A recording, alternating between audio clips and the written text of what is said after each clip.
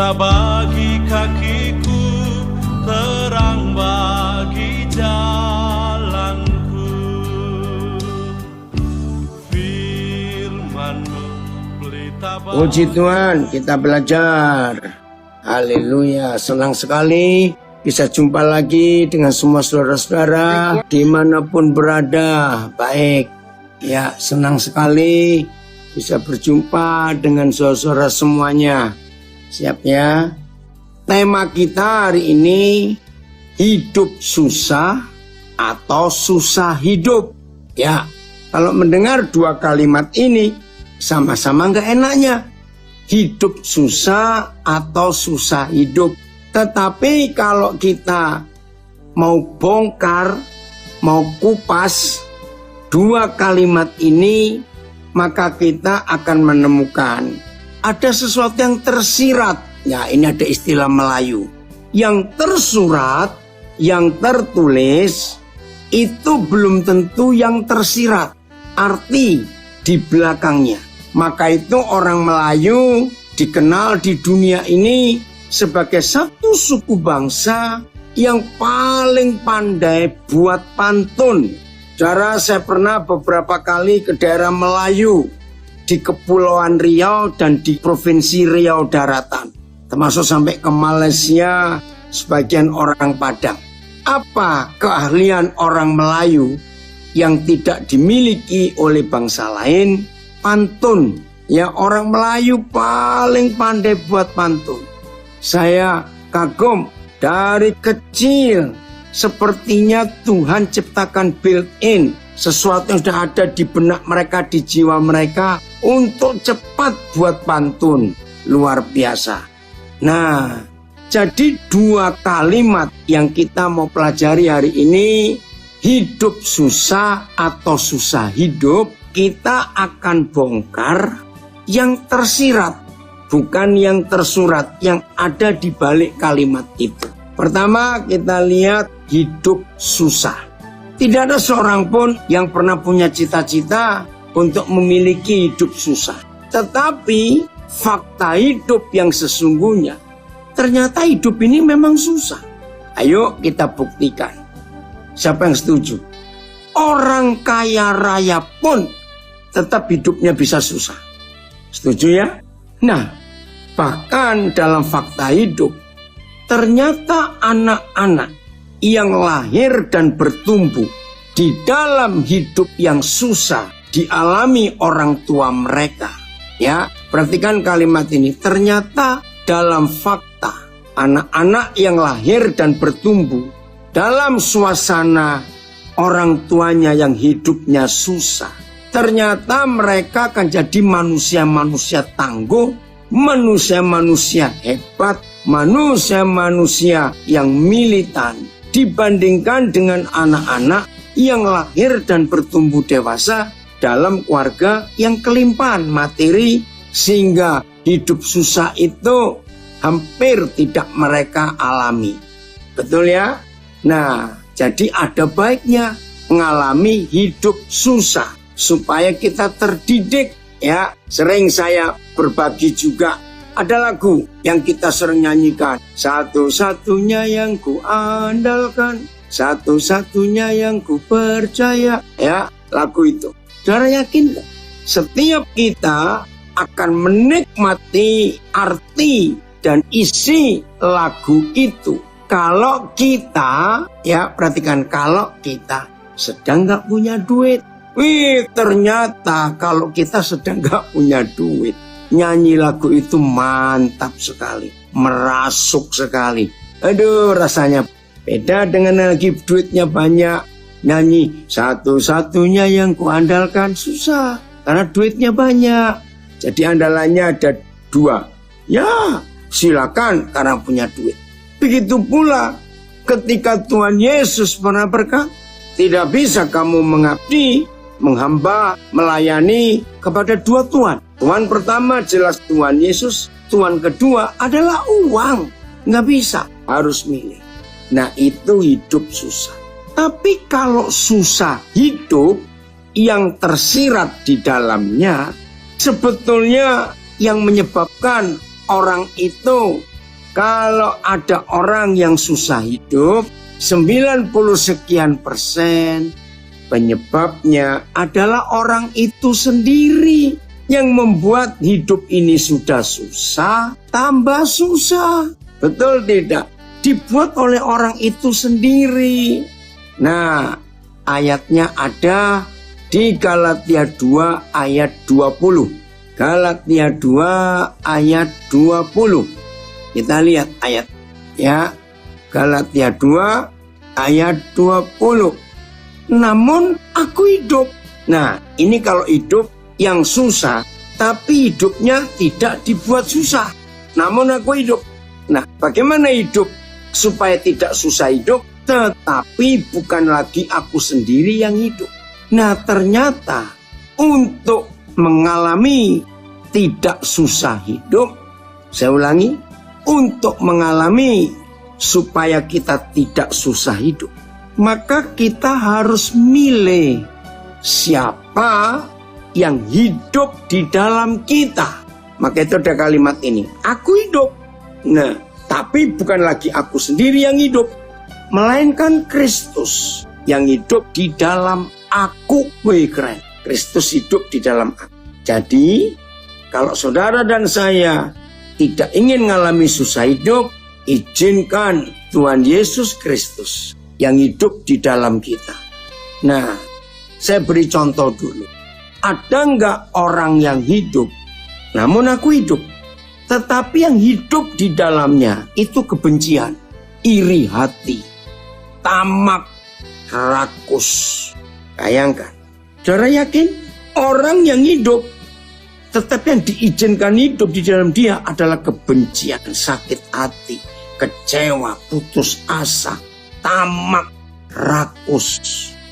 Saudara, walaupun dia orang kaya, kaya raya, tapi kalau yang diizinkan hidup di dalam dia adalah ketamakan, rakus, benci, dendam, iri hati, kecewa. Aduh, maka orang itu pasti susah hidup. Walaupun kaya. Ada hal kecil yang seringkali orang anggap remeh. Bisa enggak? Namun aku hidup. Saudara hidup, saya hidup. Tetapi yang hidup di dalam kita adalah kekhawatiran.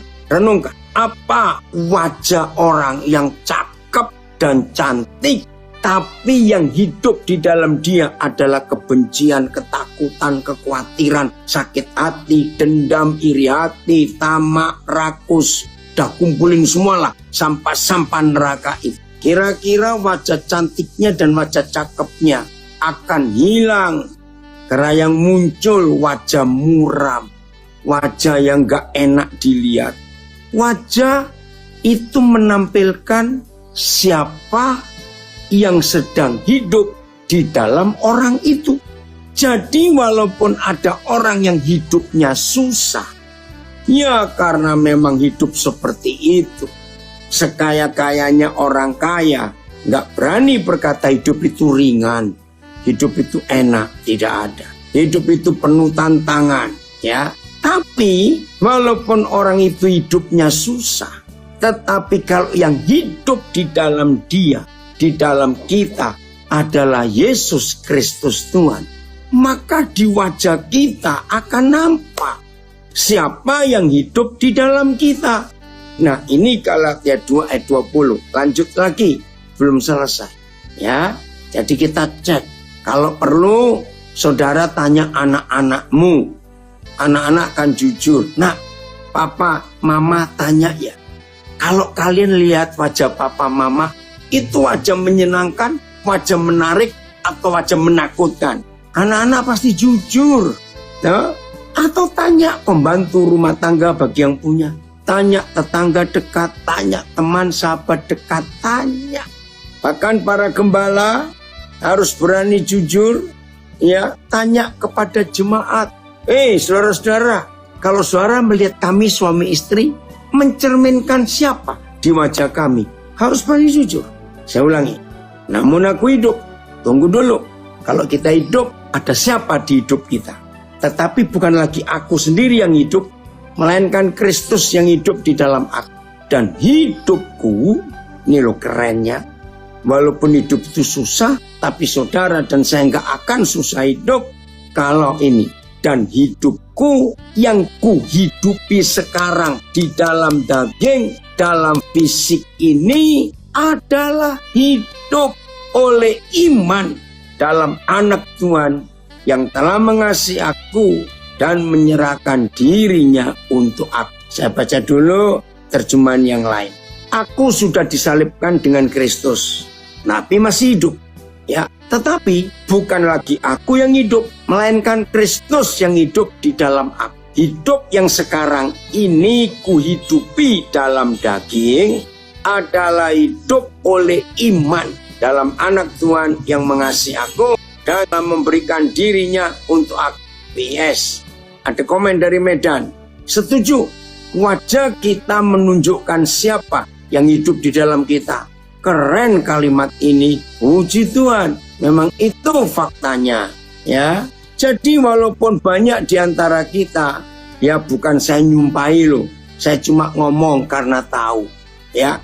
Walaupun banyak di antara kita sering nggak punya duit, tetapi kalau Kristus Yesus yang hidup di dalam kita, maka wajah kita nggak akan mencerminkan wajah sedang nggak punya duit. Keren loh itu saudara. Nah, tapi ada repotnya. Kalau sedang nggak punya duit, tapi wajah menampilkan orang kaya karena punya banyak duit, ya yang mau kasih jadi susah bukan? Nggak apa-apa, nggak usah mikir begitu. Oh, ada yang cerita, dulu aku rada depresi, jadi mukaku butek. Aduh ini lucu, ini saya nggak tahu siapa. Dengar ya, sampai anak tetangga yang kecil bilang, kok mukaku kayak sedih. Wah ini jujurnya anak-anak ya. Wah ini saya mau baca ulang ya. Kebetulan saya nggak tahu siapa yang nulis ini. Dulu aku rada depresi, jadi mukaku butek. Tahu muka butek itu keruh, nggak enak dilihat. Sampai anak-anak tetangga yang kecil-kecil bilang kok mukaku kayak sedih. Wah ini jujur ini ya. Halo yang dari Las Vegas, bagaimana wajah kalian? Oh saya tahu ini anak saya dari Las Vegas. 3 orang ini, wah wajahnya wajah punya duit terus. Ya haleluya itu. Oke ya. Nah belum selesai, ayo kembali ke BIS. Jadi memang begitu. Oh ada yang komen, baru mikir duit langsung bahas duit. Ngapain duit dipikirin? Duit itu nggak usah dipikirin karena nggak ikut nyetak dan nggak ikut gambar. Saya ulangi ya, ini ada yang jujur ngomong, baru mikir duit langsung bahas duit. Duit itu nggak usah dipikirin. Saya titip pesan ya pada semua. Duit itu nggak usah dipikirin. Kenapa? Sebab duit itu kita nggak ikut nyetak, nggak ikut gambar. Percaya ini kemarin saya kesaksian, ya. Kan tanggal 19 saya dengan istri mau ke Jakarta, terus ke Jogja, terus ke Surabaya, ke Magetan, ke Jombang, keliling gitu ya. Nah anak saya yang ngurus tiket, dia bilang, Pak, time limitnya hampir habis loh ini mumpung dapat tiket murah. Saya bilang ya tunggu, uang-uangnya apa-apa belum ada. Ya udah. Nah kemarin siang saya pulang dari ada berapa urusan, tiba-tiba istri saya bilang itu, ada seorang, dia sebut namanya, suami datang, ya kirim berkat. Oh ya puji Tuhan kalau begitu. Cara waktu saya lihat berkat dengan istri saya, kami bersyukur. Ternyata cukup untuk bayar tiket itu. Cuma sisa nggak sampai sekian puluh ribu. Kira-kira sisa 20 ribuan sekian. Bayangkan, maka itu saya tuh nggak pernah mikirin duit. Ngapain duit dipikirin? Sebab yang mikirin duit itu negara, pemerintah, menteri keuangan. Kita nggak usah mikir duit. Sebab ada yang mikir. Kira-kira ada yang ngamen gak ya? Lanjut ya. Oke, lanjut BIS. Sekarang bukan lagi saya yang hidup, tetapi Kristus yang hidup di dalam diri saya. Hidup ini yang saya hayati sekarang, ya, hidup yang saya hayati, yang saya hidupi sekarang adalah hidup oleh iman kepada anak Tuhan yang mengasihi saya dan yang telah mengorbankan dirinya untuk saya. Ini loh jaminannya. Nah kemarin setelah saya bersaksi kepada anak saya yang ngurus tiket itu, terus dia tanya, Pak, nah seandainya nggak ada yang kirim berkat, ya saya jawab, ya nggak jadi berangkat. Lah bagaimana pelayanan yang banyak itu? Ya saya bilang, maaf, nggak bisa berangkat karena nggak ada uang untuk beli tiket. Ngerti nggak maksudnya? Nah saya tinggal bilang begitu saja, tanpa saya malu. Tapi puji Tuhan, sekian puluh tahun melayani.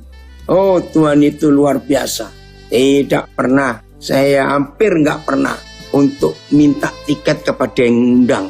Enggak, bersyukur kepada Tuhan. Terus anak saya jawab, betul ya, hidup papa ini gampang sekali. Ya memang gampang. Itulah konsep saya, nggak usah mikirin duit.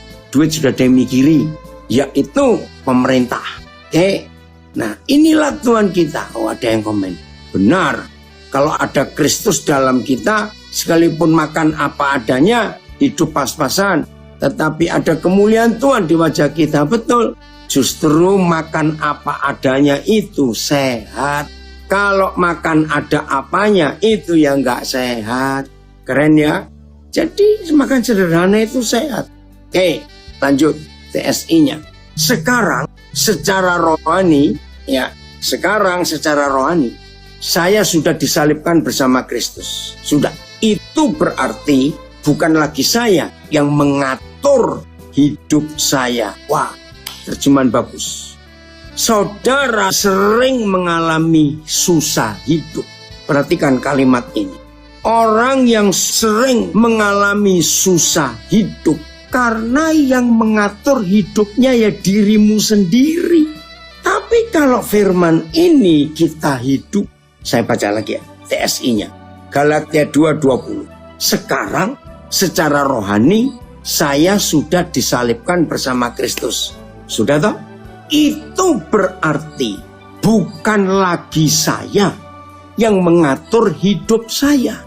Lalu siapa? Melainkan Kristus yang hidup di dalam saya. Terima kasih. Nah, saya beri ilustrasi. Tidak semua kita pernah naik kereta api. Tidak semua kita pernah naik bis umum. Tidak semua kita pernah naik pesawat. Tidak semua kita pernah naik kapal laut. Puji Tuhan, saya sudah naik semuanya. Apalagi kalau naik kapal laut, menyenangkan sekali. Berhari-hari di laut, melihat lautan, aduh senang sekali saudara. Saya ini kalau waktu banyak saya senang naik kapal laut. Ya pernah berapa kali awal-awal pelayanan di Papua, itu naik kapal laut dari Papua ke Surabaya, Surabaya, Papua. Itu sering awal-awal pelayanan di sini. Saya nikmati saudara. Apalagi hari-hari tertentu ada ibadah di kapal. Dan selalu diumumkan. Kalau ada pendeta, nah begitu saya naik kapal, saya langsung daftar. Saya pendeta pak. Wah diumumkan. Ada ibadah di kapal. Senang itu. Nah kalau saudara pernah naik semua alat transportasi. Apa yang terjadi kalau saudara ngatur perjalanan pesawat, kapal, bis, dan kereta api yang sudah naik? Saudara dekati sopirnya, masinisnya, nakodanya, pilotnya. Saudara duduk di situ memberitahu, memberi instruksi. Ini begini loh, itu belok ke sini harus begini. Oh, pokoknya ngatur semuanya. Kira-kira penumpang model begini disebut penumpang apa? Cepetan, saya mau baca ini di Zoom, Instagram, Facebook. Ayo, kalau ada penumpang naik kendaraan umum, kapal, pesawat, kereta api, bis, tapi ngatur pengemudinya, supirnya, masinisnya, nakodanya, bilang cepat. Ini penumpang disebut penumpang apa? Ambyar jadinya. Oh dari Sydney, ambyar. Penumpang ngaco. Oke, dari Surabaya. Penumpang apa? Yang lain nulis dong. Penumpang sok tahu dari LP Narkotika. Penumpang apa yuk? Kalau belum nulis ini di Instagram dan Facebook saya. Ayo, penumpang apa lagi? Penumpang gak tahu diri. Ya, penumpang keminter, diturunkan saja. Betul, jadi ngaco. Penumpang cerewet. Oke, ada apa penumpang?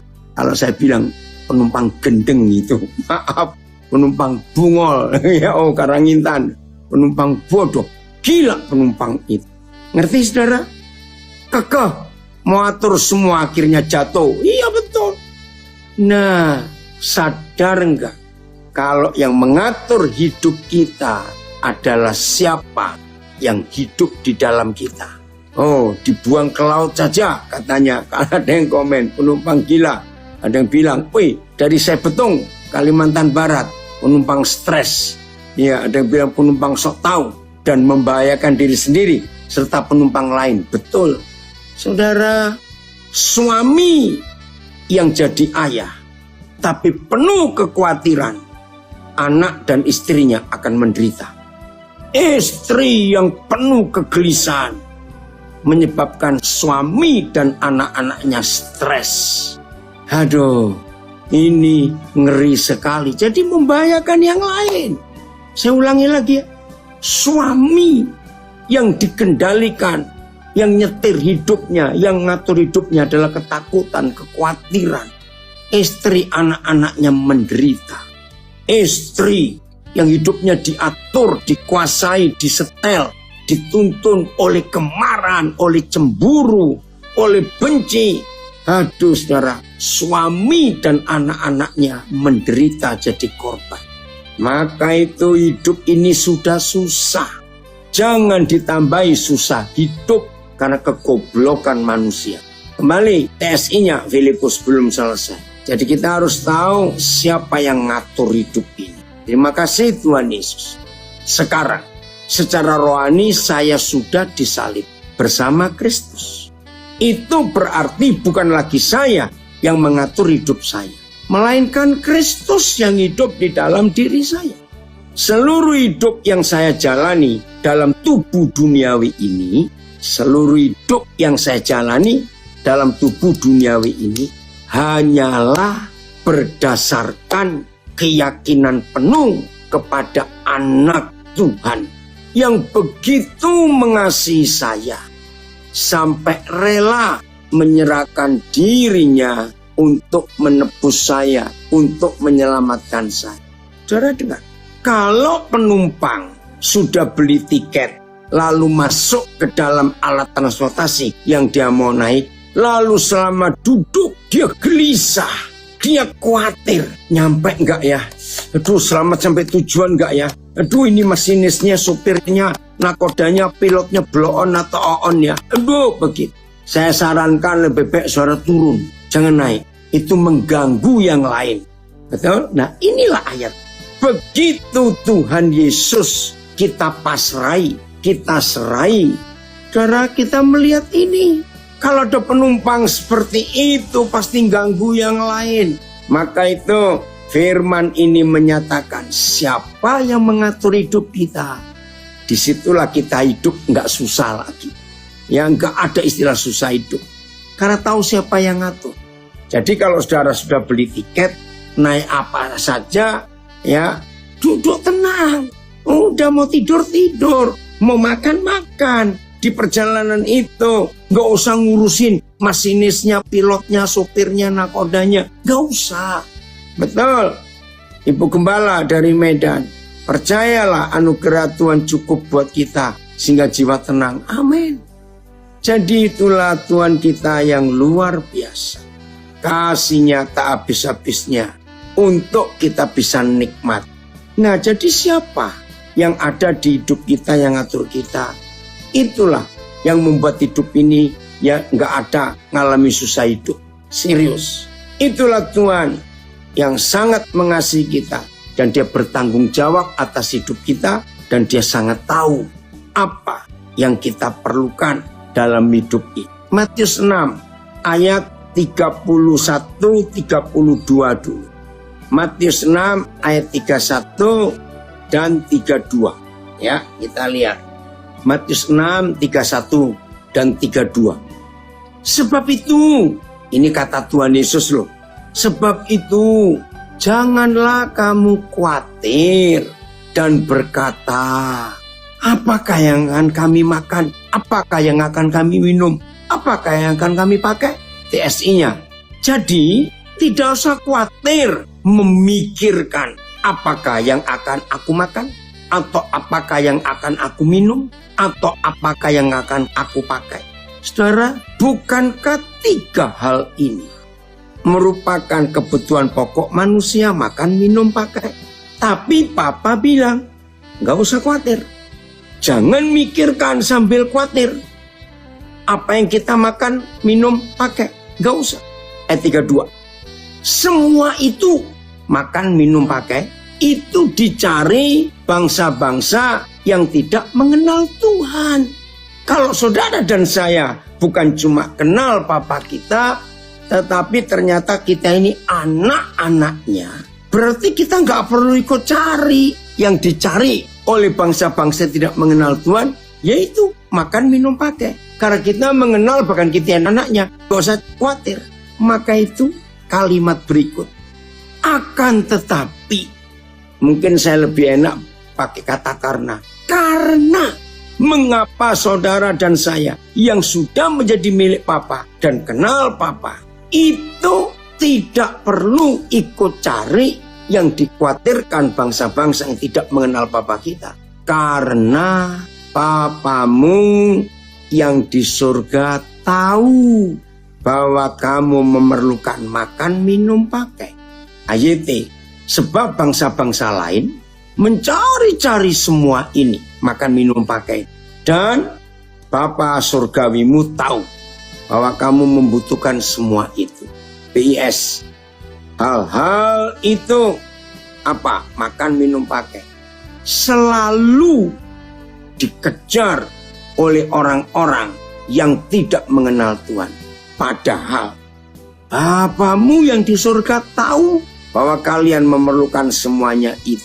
SI, semua hal itu selalu, semua apa tadi? Makan, minum, pakai. Selalu dikhawatirkan oleh orang-orang yang tidak mengenal Tuhan. Tetapi Bapamu yang di surga tahu bahwa kamu memerlukan semuanya itu. Saudara perhatikan ya. Aduh maaf ini Martinus Jawa, Koden lupa ini. Saudara, ini loh firman Tuhan yang luar biasa. Jadi susah hidup itu yang buat orangnya sendiri. Orang yang susah hidup itu tidak dibuat karena situasi, karena harga-harga bahan pokok naik, harga BBM naik, harga macam-macam naik, bayaran sekolah naik, sewa rumah naik, listrik naik. Enggak. Susah hidup tidak dikarenakan oleh keadaan atau situasi. Sampai di sini kita menemukan fakta dari firman Tuhan. Baru 2 bagian ayat, Galatia 2 dan Matius 6. Catat, ternyata orang yang susah hidup itu dibuat sendiri. Karena yang jadi kekhawatiran utamanya, yang jadi susah hidup itu makan, minum, pakai, itu tidak dialami karena belum kenal Papa. Hidup susah atau susah hidup bisa kita taklukkan bila hidup diatur, dipimpin, dipengaruhi oleh Tuhan. Dari Surabaya komen, sebab hidup yang sekarang ini, yang hidup di dalam kita adalah Yesus Kristus. Tuhan bertanggung jawab atas hidup kita, apapun yang kita butuhkan. Amin. Luar biasa. Ini dia yang kita harus percaya betul. Ya, ini anak saya dari Banjarmasin. Hati-hati dengan kekayaannya, kita melihat fakta ini. Nah, jadi sekarang kita tahu penyebab orang mengalami susah hidup karena orangnya sendiri yang goblok. Tidak mengizinkan siapa yang ngatur nyetel hidupnya. Kekhawatiran masuk. Saya suka loh kalimat itu. Akan tetapi Papamu yang di surga tahu bahwa saudara dan saya membutuhkan semuanya itu. Jadi nggak usah ikut mikirin. Nah, yang kita khawatirkan itu, hidup ini berkenan nggak kepada Bapa di surga? Ya, ada komen.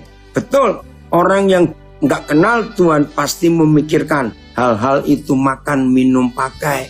Oke, dari Pasuruan ada komen, saya bacakan.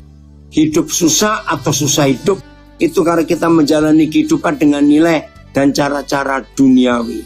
Betul ya, jadi hati-hati hidup seperti itu. Jadi kalau semua kita mulai hari ini hidup di dalam Tuhan dan mengizinkan Dia bekerja dengan cara yang luar biasa, ngatur kita semau-maunya, wih hebat. Nggak ada ketakutan, nggak ada kekhawatiran, nggak mungkin susah hidup.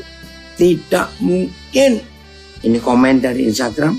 Pengenalan akan Tuhan dengan benar membuat hidup kita tidak pernah pusing atas apa yang kita perlukan. Amin. Asal hidup kita taat saja kepada Bapa di surga, maka hidup ini nyaman. Kata orang Banjar, nyaman gitu ya. Enak sekali hidup ini. Itulah kasih Bapa kita yang luar biasa. Jadi nggak usah takut. Akan tetapi Papamu yang di surga tahu bahwa kita memerlukan semuanya itu. Jadi Papa yang tahu. Saya ulangi lagi. Untuk makan, minum, pakai bukan tanggung jawab kita. Asal kita hidup taat dan nurut. Tapi yang kita perlu tanggung jawabkan adalah hidup benar, hidup kudus, hidup taat, hidup mengasihi Tuhan. Betul. Dari Palu ada komen. Belajar banyak dari kehidupan Papi, maksudnya saya. Papi itu tidak pernah khawatir tentang apapun juga. Khususnya tidak punya uang, betul. Teringat dengan kesaksian Papi saat COVID yang lalu, betul. Saat itu Papi tidak berada di Nabire, ya. Di Jakarta, tiba-tiba mendapat kabar kalau para guru harus melakukan rapid test terlebih dahulu sebelum mengajar. Oh ya, waktu itu ya perlu alat tes yang waktu itu masih mahal sekali. Puji Tuhan, Tuhan tolong ya, Tuhan sediakan alat tes waktu itu untuk tes COVID itu. Terima kasih Tuhan. Tuhan itu luar biasa. Nah, jadi lagi sekali tanggung jawab kita. Nah, ini ada yang komen. Saya bayangkan kalau kita cawe-cawe ikut campur atas pemeliharaan Tuhan, malah jadi ruwet sendiri. Setuju. Saya ulangi, ini pernyataan bagus. Saya bayangkan kalau kita cawe-cawe ikut campur atas pemeliharaan Tuhan, jadi cawe-cawe Tuhan, ganggu Tuhan, maka kita jadi ruwet sendiri. Betul. Iya, ada lagi. Kalau bukan karena Tuhan Yesus, hari ini saya sudah nggak ada. Jadi semua karena anugerahnya. Amin. Ya, kekuatan firman yang akan menguatkan kita. Ini dari lapas mana ini? Jombang. Kekuatan firman yang akan menguatkan kita dan menghindarkan kita dari segala kekhawatiran. Terlebih kita yang sedang berproses di lapas. Amin. Dengar semua anak-anak yang di lapas. Ini kesaksian saudaramu dari Jombang. Betul sekali. Ya, kalau kita khawatir, kita sama dengan orang yang tidak kenal Tuhan dan menghina Tuhan. Betul. Maka itu kita harus hidup sungguh-sungguh memuliakan Papa kita dengan cara sederhana. Nggak perlu khawatir, nggak usah khawatir, karena Papa bertanggung jawab atas hidup kita. Ya sudah. Jadi lagi sekali, hidup itu memang sudah susah karena dosa yang kita warisi dari nenek moyang kita. Saya ulangi, hidup ini memang sudah susah. Hidup itu pasti susah. Nggak ada orang yang hidupnya senang dalam arti kata, nggak punya masalah apa-apa, enggak. Nah, hidup yang sudah susah ini jangan ditambahi dengan susah hidup. Apa itu susah hidup? Hidup yang nggak mau diatur oleh Tuhan, hidup yang maunya sendiri, hidup yang ngotot ingin menikmati kesenangan-kesenangan dosa, hidup yang tidak pernah mau nurut. Nah, hidup sudah susah, malah nggak nurut, jadi malah ditambahi susah hidup. Waduh, itu nggak bisa bayangkan ruwetnya kayak apa hidup yang seperti itu. Jadi jangan ya, jangan nambahi, ya, jangan nambahi beban. Ayo kita hidup berkenan kepada Tuhan dalam segala hal. Ada kesaksiannya saya baca. Dulu aku suka khawatir kalau ada gejala sakit, ya. Makin khawatir aku ke dokter sampai 5 kali malah tambah kacau. Sebenarnya tambah runyam. Padahal aku sehat. Nah itulah karena psikis, karena mental, kejiwaan. Jadi dokter juga bingung. Ya bukan cuma bingung. Ya enaklah dokternya. Kan tetap harus bayar. Walaupun gak ada sakit, periksa dokter bayar. Yang untung dokternya malah. Puji Tuhan ya, sudah bertobat sekarang. Saya ulangi lagi. Dulu aku suka khawatir kalau ada gejala sakit. Makin khawatir aku ke dokter sampai 5 kali. Malah tambah kacau. Sebenarnya tambah runyam. Padahal aku sehat. Untung sekarang telah percaya sama Tuhan, selalu baik-baik saja. Amin. Itu dia. Ya, terus ada komen lagi dari Tulung Aku. Apalagi kalau kita hidup karena nuruti kata orang. Wah, itu lebih beban berat lagi. Jangan ya. Ayo lebih baik kita nurutin kata Tuhan. Oke, Filipi 4 mulai ayat 1. Filipi 4 mulai ayat 1 sampai 4. Ini loh, hidup yang gak akan ngalami susah hidup, walaupun hidup itu susah. Saya ulangi, hidup itu akan menyenangkan, ya, gak akan punya susah hidup, walaupun hidupnya sendiri sedang susah. Ini jaminan Tuhan. Filipi 4 mulai ayat 1 sampai 4. Karena itu, saudara-saudaraku, yang kukasihi dan yang kurindukan, sukacitaku dan mahkotaku, berdirilah juga dengan teguh dalam Tuhan. Hai saudara-saudaraku yang kekasih, kuncinya berdiri teguh, punya fondasi yang kokoh di dalam Tuhan, bukan di dalam uang, bukan di dalam kekayaan, bukan di dalam ini itu, di dalam Tuhan. Terima kasih Papa, terima kasih. Euodia ku nasihati, ayat 2. Sintike ku nasihati supaya sehati sepikir dalam Tuhan. Nomor 1, teguh dalam Tuhan, kokoh, punya iman yang kuat dalam Tuhan Yesus, nggak usah diombang-ambingkan. Nomor 2, hiduplah rukun, hiduplah harmonis, hiduplah sehati sepikir. Dimulai dari suami istri. Hidup ini sudah susah, suami istri. Jangan kau buat tambah susah hidup karena kalian dua ribut tiap hari. Saudara, coba tolong jawab. Orang kaya raya pun suami istri kaya raya. Tapi kalau tiap hari ribut terus, nggak sehati, nggak sepikir, itu kan buat susah hidup. Nah, tapi yang susah hidup asal kaya masih lumayan. Maaf saya ngomong, sudah miskin, pas-pasan, hidup bertengkar terus, suami istri kayak Tom and Jerry. Saudara bisa bayangkan anak-anak menderitanya seperti apa. Hidup sudah susah, jadi malah susah hidup. Karena nggak sehati, nggak sepikir, suami istri ribut terus. Ayo bertobat. Begitu pula dalam komunitas anak-anak, dalam LP, yang apalagi satu kamar, satu sel. Belajar sehati sepikir. Jangan ada yang egois, jangan ada yang iri hati, jangan ada yang mementingkan diri sendiri. Sudah susah hidupmu di dalam, ribut terus, iri hati terus, tersinggung. Maaf ya, saya cuma ngomong kecil aja. Sudahlah, kalau tidur satu sel, misalnya kamarnya kecil, diisi 20 orang. Maaf ya, Papa ini kalau ngomong apa adanya, maaf ini. Kalau ada yang kentut malam-malam, ya sudah, nggak usah dibuat ribut. Habis mau kentut di mana? Di dalam sel. Maaf ya, saya ngomong apa adanya. Nah itu loh, hidup itu sudah susah. Jangan dibuat susah hidup. Hanya karena nggak sehati, nggak sepikir, ribut terus. Kalau ada salah satu yang rajin dikirimi keluarganya, ya jangan iri hati. Jangan nyalakan keluarga yang nggak pernah kirim apa-apa, ya maklumi keadaannya. Oke, lanjut ayat 3. Ya, jadi nomor 1, teguh dalam Tuhan posisinya. 2, sehati sepikir. Ayat 3. Bahkan ku minta kepadamu juga Sunjugos, temanku yang setia, tolonglah mereka. Nah, supaya hidup itu tidak susah hidup, ayo kita saling tolong-menolong. Ya, tolonglah mereka. Karena mereka telah berjuang dengan aku dalam pekabaran Injil, bersama-sama dengan Clemens dan kawan-kawanku sekerja yang lain, yang nama-namanya tercantum dalam kitab kehidupan. Ada 3, kokoh dalam Tuhan, teguh iman. 2, sehati sepikir, hidup harmonis, rukun, bahagia, damai.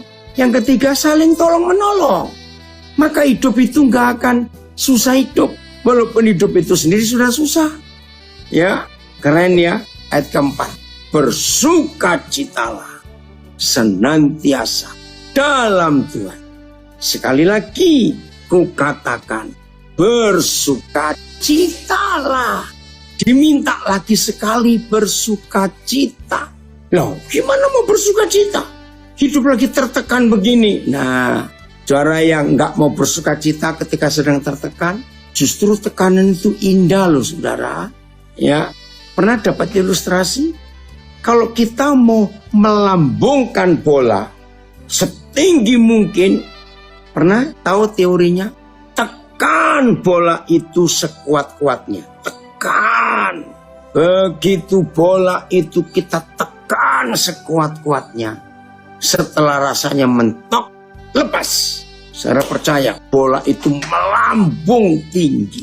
Jadi kalau ada di antara kita ngalami tekanan hidup, nikmati. Itulah Yusuf di Mesir. Baik, dia ngalami tekanan yang gak main-main. Sudah difitnah kakak-kakaknya, dibuang ke sumur, dijual jadi budak, hidup dengan susah. Tuhan sabar mengangkat Yusuf jadi kesayangan Potifar.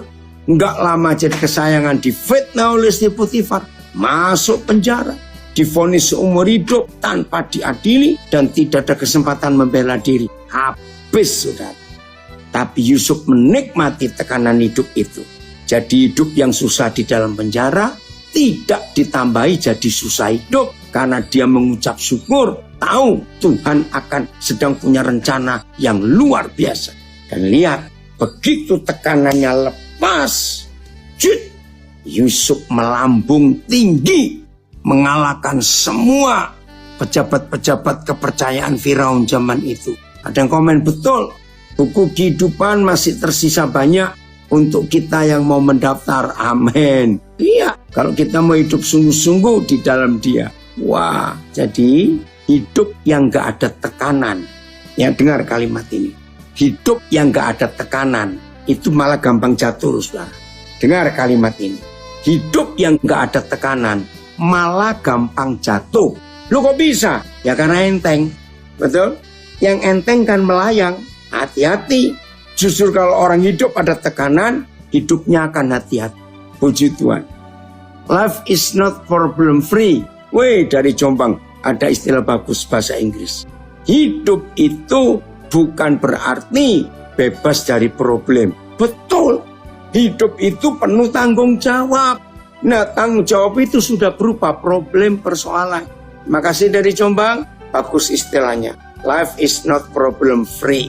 Hidup itu tidak bebas dari masalah. Nah, saya kembali. Salah satu keunikan keledai yang Tuhan ciptakan, bukan kedelai ya, keledai, jangan salah. Ternyata keledai itu binatang unik, hewan unik. Apa uniknya? Mereka itu diciptakan untuk selalu mengangkat beban. Sehingga kalau keledai itu jalan tidak ada beban, justru jalannya sempoyongan. Karena dia bingung, kok enteng sekali ya? Tubuhku ini kok enteng sekali. Malah kalau keledai itu jalan tanpa beban, dia kehilangan keseimbangan. Maka itu keledai itu kemana-mana harus bawa beban. Supaya hidupnya jadi enak dijalani itu. Nah, itulah gambaran keledai seperti itu. Oke, dari Sydney ada komen. Hati-hati angin sepoi-sepoi yang dapat menjatuhkan. Betul, itu harus hati-hati kenikmatan hidup itu. Jadi sekarang milih yang mana? Bebas dari beban, tapi hidupnya bahaya, atau ada tekanan, hidupnya aman. Benar, ada komen ini. Hidup itu indah kalau di dalam Tuhan. Walaupun ada masalah, tetap merasa enak dan indah. Setuju. Nah, itulah fakta hidup di dalam kita. Saya ulangi lagi Filipi 4 tadi. Ada 4 hal yang membuat hidup yang sudah susah tapi tidak mengalami susah hidup. Yang pertama tadi sudah kita bahas ya, yang Galatia. Ya, nggak usah dibahas lagi. 1, berdiri teguh dalam Tuhan, punya iman yang kokoh. 2, saling menasihati, hidup harmonis, hidup rukun, hidup damai. 3, saling tolong menolong. Yang keempat, selalu penuh dengan sukacita. Ya, selalu sukacita. Bagaimana selalu sukacita? Walaupun banyak masalah, selalu mengucap syukur. Karena tidak lama pasti akan ada jalan keluar. Itulah Dia yang luar biasa dalam hidup kita. Maka kita percaya hidup yang sudah susah ini tidak akan jadi susah hidup kalau kita tahu siapa yang mengatur, mengendalikan yang hidup di dalam kita. Harus tahu kepada siapa kita berserah. Ya, itulah hidup yang luar biasa. Kita lanjut. Ya, Filipi pasal yang keempat, ayat yang ke-13. Hidup yang sudah susah ini tidak akan mengalami susah hidup kalau kita tinggal di dalam siapa. Saya mau baca komen dulu. Artinya, ini anak saya, sutradara hebat. Artinya, kalau kita keledai, pastikan bebannya Yesus aja. Betul. Kan dia bilang beban yang dia beri itu ringan. Ya, ingat kisah Yesus naik keledai. Betul. Filipi 4 ayat 13. Terima kasih Papa. Biar ini jadi kekuatan kita. Segala perkara. Jadi berapa hal? Semua hal. Dapat ku tanggung. Dapat ku pikul. Aku dapat melakukan segala sesuatu. BS. Dengan kuasa yang diberikan Kristus kepada saya. Saya mempunyai kekuatan untuk menghadapi segala rupa keadaan. TSI. Saya bisa menghadapi segala keadaan. Karena dia yang menguatkan aku. Nah, kalau sudah baca ayat ini, ya jawabannya, ya sudah, ayo jalani saja.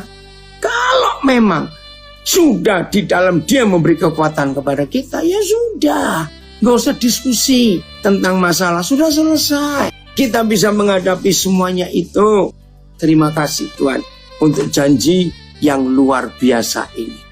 Jelas ya? Jadi mau apa lagi? Saya ngomong lagi hidup ini sudah susah, saudara. Jangan dibuat malah susah hidup.